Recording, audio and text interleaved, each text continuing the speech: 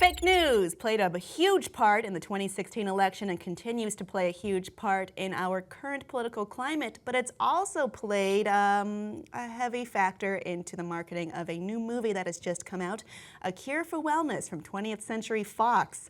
So earlier this week it was discovered by BuzzFeed News, of all places, that the movie was using fake news sites as a marketing tool for the internal workings of the movie itself, or the plot itself. The sites pumping out the fake news were the Sacramento Dispatch, the Salt Lake City Guardian, the Houston Leader, the New York Morning Post, and the Indianapolis Gazette. And they had such headlines including leaked Lady Gaga halftime performance to feature Muslim tribute. Utah senator introduces bill to jail publicly shame women who receive abortions.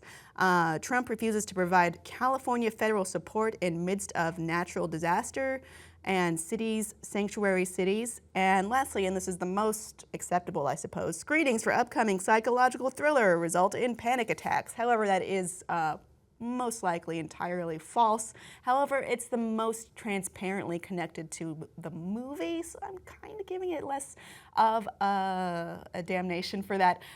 Fox has apologized for this, saying, "In raising awareness for our films, we do our best to push the boundaries of traditional marketing in order to creatively express our message to consumers.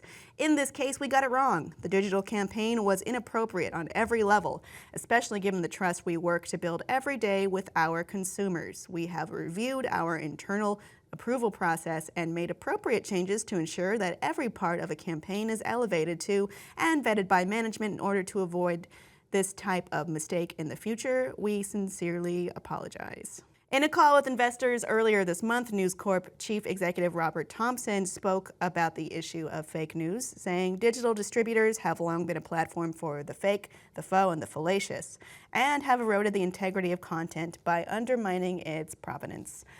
It should be noted that 20th Century Fox and News Corp are no longer the same company, though they are both united by being owned by the Murdoch family.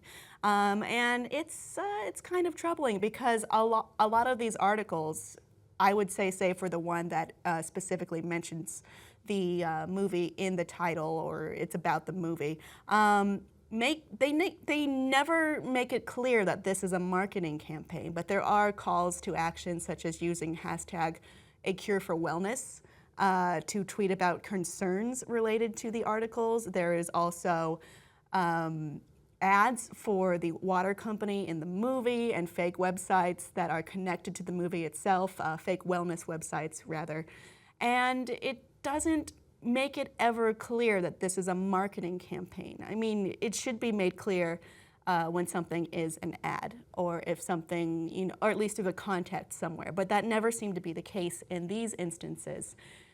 And that's troubling. What it looks like is more than just a complacency with fake news. It's the willingness to capitalize on it and to further propagate it.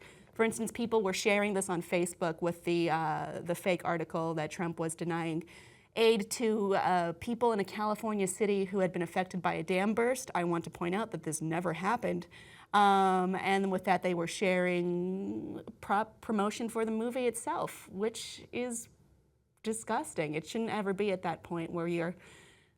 I don't need to explain why fake news is wrong, but to clearly and obviously use it to capitalize on your movie marketing campaign is pretty gross, and they should apologize for it, and they did. However, it's not made clear whose decision this was, be it rather the production company for the movie, maybe a third-party marketer, maybe 20th Century Fox themselves. And it's not really made clear exactly what they're doing to correct this issue in the future in any of the statements released. So it looks like it's kind of just being swept under the rug as something that may happen, and it should never be at this point. We should be at the point where we're actively vetting and trying to get rid of this kind of thing, especially if you're at least somewhat tied to a real news company. That's my editorial. What a mess. The movie is expected to not do so well this weekend, not due to the campaign, but due to middling reviews. Audience, Is it ever okay to use fake news? I'm still leaning toward no. Please let us know below in the comments, and please like and subscribe for more.